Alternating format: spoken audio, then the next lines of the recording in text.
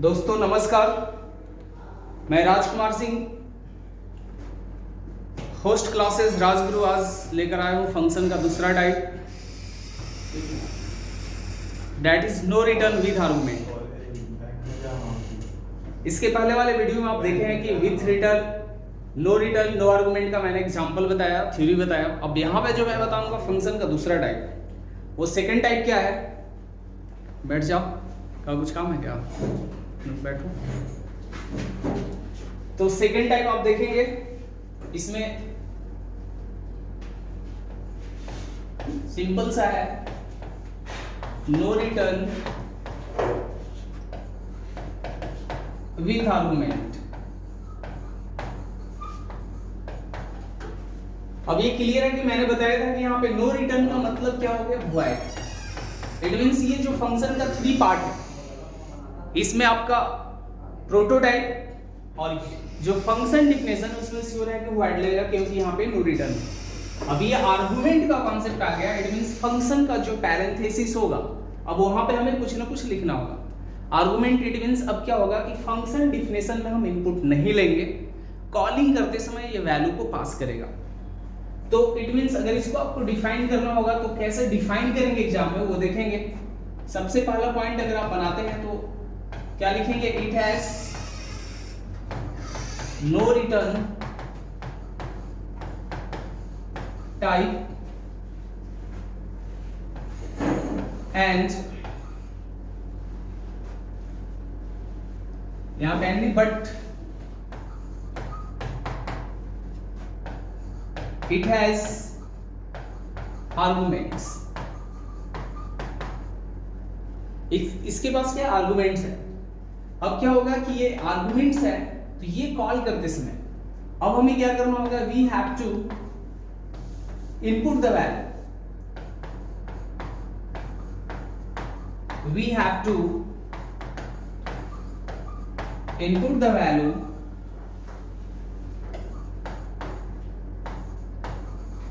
Into main.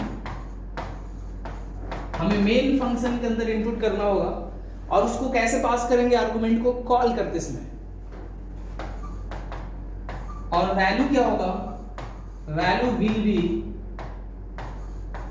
Passed at the time of calling.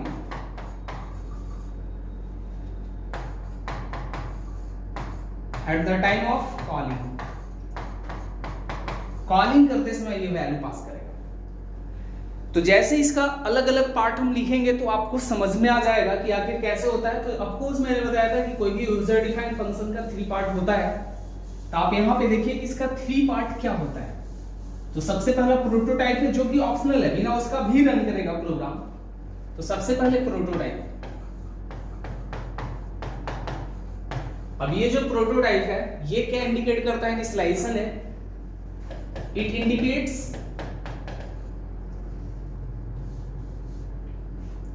ये compiler को क्या इंडिकेट करेगा, it indicates to compiler about type of function, type of function. और उसके बाद और क्या करेगा, एंड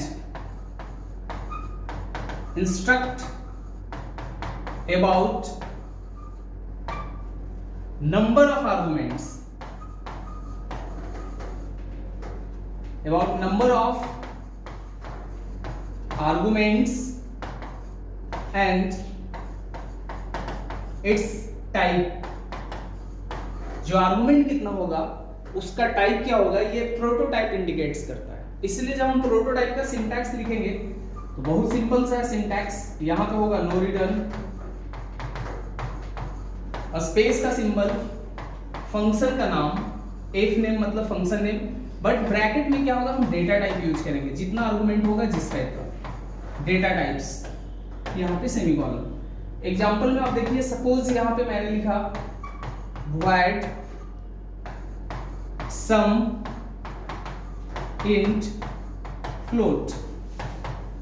ये क्या इंडिकेट कर रहा है कि यहाँ पे सम नाम का यूजर एक फंक्शन बनाया, इसके पास दो आर्गुमेंट है, एक इंटीजर है एक फ्लोट है। तो ये इंडिकेट करता है प्रोटोटाइप। इसके बाद जो होता है इसका कॉलिंग पार्ट जो कि इंपॉर्टेंट है। कॉलिंग पार्ट हम कहाँ पे लिखेंगे? मेन के अंदर लिखेंगे। चलिए कॉलिंग को देखते हैं, फिर इस पे एक प्रोग्राम बनाएंगे, एग्जीक्यूट करेंगे और प्रैक्टिस करेंगे। और बहुत जल्द मैं सारे प्रोग्राम को मैक्सिमम बनाकर डाल रहा हूं, आप देखेंगे उसको। तो चलो सेकंड आते हैं कॉलिंग। ये जो कॉलिंग है ये क्या? इट इज एन इंपॉर्टेंट, ये इंपॉर्टेंट पार्ट होता है किसी भी यूजर डिफाइंड फंक्शन का।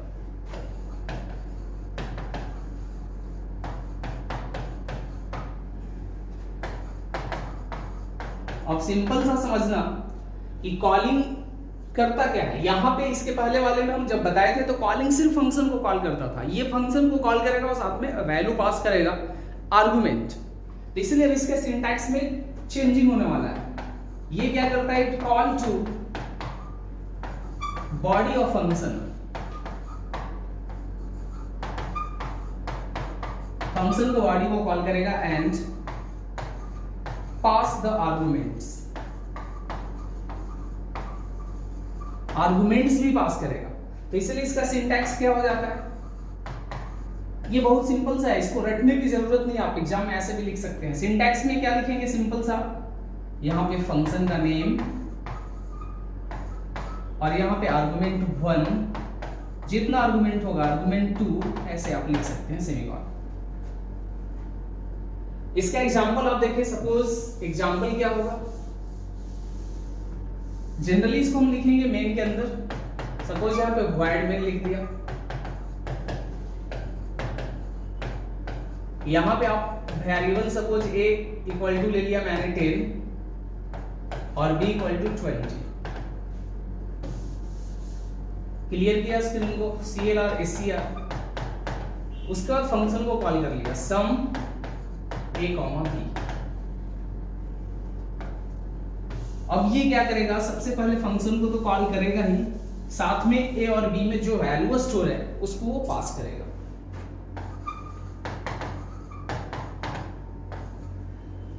वैल्यू को क्या करेगा? यहाँ पे ये पास करेगा।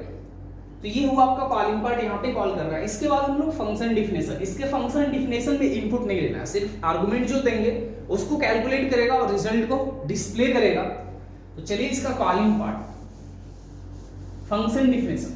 कॉलिंग तो हो चुका, अब आते हैं फंक्शन डिफिनेशन पे। ये जो थर्ड पार्ट है वो है फंक्शन डिफिनेशन।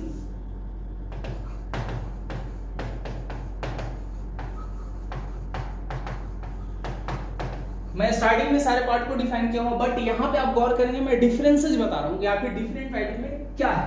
ये तो of course it is an important part, ये इंपॉर्टेंट पार्ट।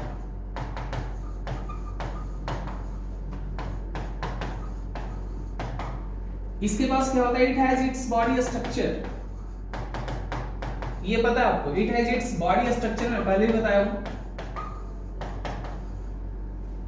अब इसके बॉडी में क्या करता है? In the body of, main line ये है इस फंक्शन का, बाकी तो ये सेम है। किसी भी टाइप के फंक्शन के लिए अब दो लाइन सेम है। यहां से in the body of this function, इस फंक्शन का, in the body of this function we cannot read the value, read या scan the value। तो ये करता क्या है? it accept, ये accept करता है क्या? तो argument, it accept the arguments जो किसके द्वारा दिया जाता है? argument calling के द्वारा, and calculate then display the result। उसके बाद डिस्प्ले कर देता है रिजल्ट को। ये इंपॉर्टेंट पार्ट है। अब इसका आप देखेंगे तो एग्जांपल भी मैं बता रहा हूं, आप गौर से देखेंगे इसका एग्जाम, सिंटैक्स एंड एग्जांपल।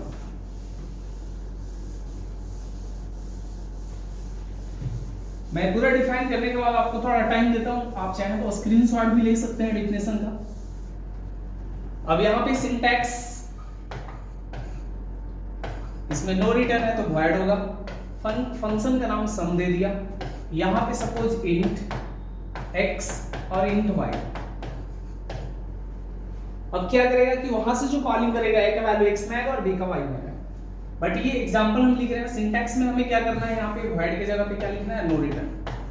ये सिंटैक्स भी लिखना टफ नहीं है, बहुत लोग सिंटैक्स को भी रटते हैं। यहाँ पे रिटर्न टाइप, फंक्शन का नेम,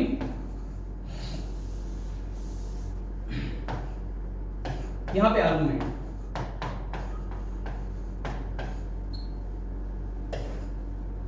इसमें स्टेटमेंट। अब एग्जांपल देखिए कैसे होगा इसका। यहां पे void sum int x int y, और सिंपल यहां पे सम करके दिखला देना वैल्यू को। तो हम एक ही लाइन में सिंपल प्रिंटफ करेंगे, एस क्यों लेना extra value, printf slash n sum equal to %d, s नहीं यहां पे x प्लस y,